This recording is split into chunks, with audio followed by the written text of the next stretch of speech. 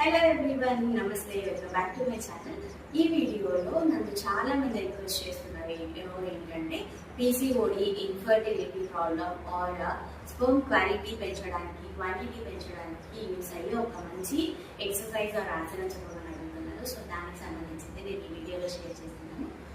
దీన్ని చక్కీ చలనాసన అంటారు. ఫస్ట్ మీరు రెండు కాళ్ళను వీలున్నంతగా వెడల్పుగా చాపుకొని స్పైన్ నిటారుగా ఉండాలి. హ్యాండ్స్ ఎంటర్లాక్ చేసి గాలి వదిలేస్తూ ముందుకి వంగి గాలి తీసుకుంటూ వెనక్కి వచ్చి గాలి వదిలేస్తూ ముందుకి